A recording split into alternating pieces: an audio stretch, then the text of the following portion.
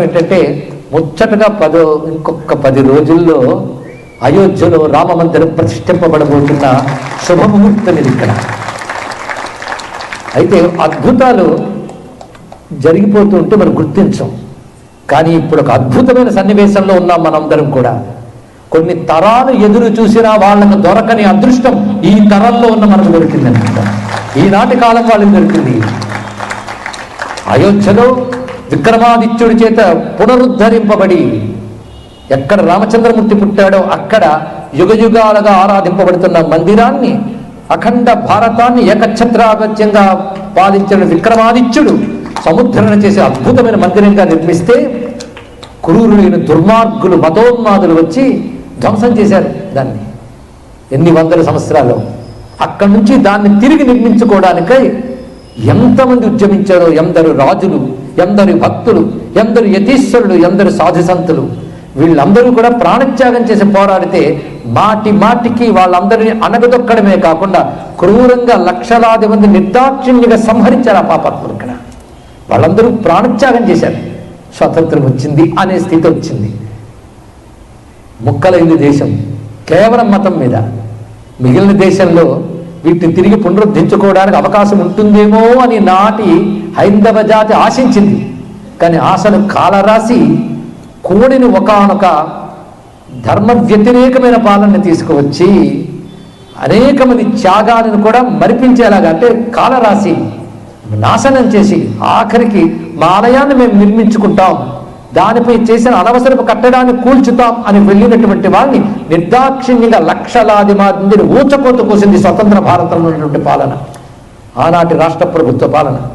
అంతేకాదు ఎందరో మహనీయులు, త్యాగధనులు, ప్రాతస్మరణీయులు అయినటువంటి మహాత్ముల ప్రాణాలు పోయే ఆ సమయంలో తలంచుకుంటే గుండె కరిగి కన్నీరు అవుతుందండి. అలాంటి పరిస్థితి. ఇంత జరిగాక ఇంత జరగాలండి మన రాముడిని మన అయోధ్యను మనం నిర్మించుకోవడానికి. ఇంత జరగడానికి కారణమైన అసురత్వం బాధపడుతూ ఏమీ పట్టనట్టు కొందరు హిందూ జాతి ఉంటే ఆ రాముడి కోసం గుండె అనుక్షణం ప్రతిస్పందించే హిందూ జాతి చాలా ఉంది. వాళ్ళందరి యొక్క స్వప్నాలు సాకారమవుతున్న శుభ సమయం ఇక్కడ. ఇది మరువరాని విషయం. ఒక్కసారి చరిత్రను తలంచుకుంటే ఆ చరిత్ర తెలియని వాళ్ళు ఇప్పుడు యువతండి. బాధాకరంగా స్పృహ కూడా లేదు. ఇంత నిద్రాడు జాతి ఎక్కడా లేదు. లేకపోతే ఒక్కసారి చరిత్ర తలంచుకుంటే ఈ దుస్థితి వచ్చేది కాదు. ఒక్కసారి అందరూ ఉద్యమించేవాళ్ళు. ఇప్పటికైనా చరిత్ర తలంచుకుని ఇన్ని వందల సంవత్సరాల నుంచి బాధపడుతున్న వారి యొక్క తపన, ప్రాణత్యాగం చేసిన వారి యొక్క ఆత్మ ఉద్దేశం ఇవాళ మనకి రామమందిర రూపంలో రాబోతుంది. అంటే ఎవరి చొరవ వల్ల, ఎవరి ఉద్యమం వల్ల, ఎవరి భక్తి వల్ల వచ్చిందో వారిని మనం మరువరాదు. ప్రతివారం దీక్ష తీసుకోవాల్సింది. ఇది ఎవరో ఒకరు కడుతున్నది కాదు. ఒక సంఘమో, ఒక పరిషత్తో, ఒక పార్టీయో కడుతున్నది అనుకోవద్దు. హిందువులందరూ కట్టుకుంటున్న మందిరం. హిందువుల యొక్క ప్రతి రూపాయి దీంట్లో ఉంది. వాటన్నిటితో కట్టుకుంటున్న మందిరం. హిందువుల నుంచి ఎన్నో కానుకలు అక్కడికి వెళుతున్నాయి. అన్ని ప్రాంతాల నుంచి. ఒక రాష్ట్రం ఘట్టనిస్తే, ఒక రాష్ట్రం 108 అడుగుల అగరబత్తినిస్తే, మరో రాష్ట్రం పాదుకులు ఇస్తే ఒక్కొక్కటి చేసింది. మన తెలుగు నాట నుంచి పాదుకులు వెళ్ళి నిన్న కాక మొన్న బాలరాముడి విగ్రహం సరయూ నదీ తీరంలో కొలువు తీరడానికి వెళ్ళింది. మరొక్క విశేషం, ప్రతిష్ఠించబోయే రామ విగ్రహాల క్రింద ప్రతిష్ఠించబోయే మహాయంత్రాలు తెలుగునాట నుంచి వెళ్ళాయి. రామ యంత్రాలు, రామ తారక మంత్రం 6.5 కోట్ల జపం చేసి ధారపోసిన యంత్రాలు వెళ్ళాయి. దానికి కారణమైన అన్నదానం చిదంబర శాస్త్రి గారిని ప్రధాన వ్యక్తిని మనం నమస్కారం చేసుకోవాలి. ఎంత వెళుతోంది. ఇప్పుడు చెప్పండి, ఎవరో వ్యక్తి చేస్తున్నాడా? ఒక రాజకీయ పార్టీ చేస్తుందా? కాదు. ప్రతి హిందువు చేసుకుంటున్నటువంటి గొప్ప ఉత్సవం ఇది. దీని మన తరంలో మనం చూస్తున్నాం. కానీ కొన్ని తరాల త్యాగం, కొన్ని తరాల పోరాటం, వీటన్నిటి ఫలంగా మనకు లభిస్తున్నది. అది అయోధ్యలో ఏర్పడుతోందంటే మన హృదయంలో నిర్మిస్తున్నట్టే లెక్క. ఎక్కడి వారం అక్కడ ఆ రామచంద్రమూర్తిని ధ్యానిస్తూ అయోధ్య కోసం, ఆ ప్రతిష్ఠ కోసం ఎదురు చూస్తున్నాం. దీక్షితులమై ఇవాళ నుంచి మనందరం మరింత దీక్షితులం కావాలి. ఎందుకంటే వివేకానంద పుట్టినరోజు సంకల్ప దినం కావాలి. అంతేకాదు ఇదే రోజున ఛత్రపతి శివాజీ గారి తల్లి జిజియాబాయి పుట్టినరోజు కూడా. సనాతన ధర్మ ప్రతిష్ఠ కోసం తప్పించిన ఒక చక్రవర్తి, తప్పించిన ఒక సన్యాసి, వాళ్ళిద్దరిని మనం వాళ్ళు తలుచుకుంటున్నాం.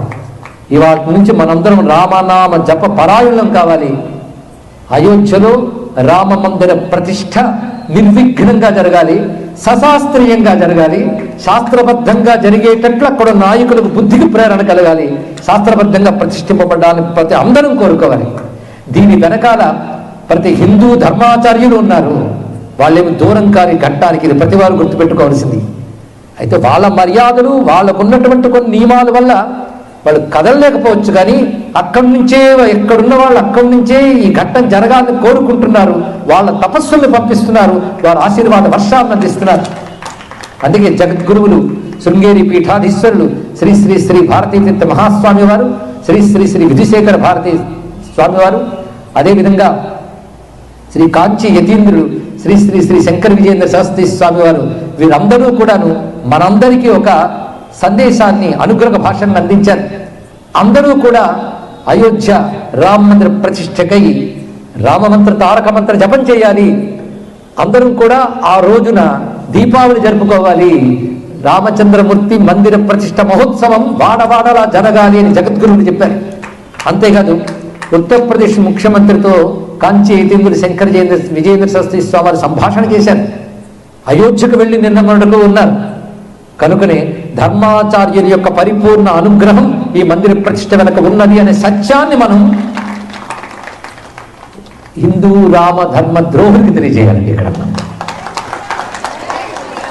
అనేక మంది ఆచార్యులు, అనేక మంది సామాన్య జనుల యొక్క తపన, తహతహ, సంసిద్ధత అన్నీ ఉన్నాయి. మనందరి యొక్క ఈ తారక మందిర జప ఫలంగా అయోధ్యలో రామ మందిరం సుప్రతిష్ఠితమై రామచంద్రమూర్తి, అదేవిధంగా భవ్యమైన మందిరం ఆచంద్ర తారార్కం సుస్థిరమై సమస్త ప్రపంచానికి అభయమిస్తూ భారతదేశాన్ని సనాతన ధర్మ మహా సామ్రాజ్యంగా తీర్చిదిద్దాలి అని ప్రార్థిద్దాం. ఈ శుభ సంకల్పం నాడు సర్వం శ్రీ సీతారామచంద్ర చరణారవిందార్పణమస్తు. జయ శ్రీరామ్, జయ శ్రీరామ్. జాంబవత్ సుగ్రీవ హనుమత్ శత్రుఘ్న భరత లక్ష్మణ సమేత శ్రీ సీతారామచంద్ర పరబ్రహ్మకి, శ్రీ సీతారామచంద్ర పరబ్రహ్మకి.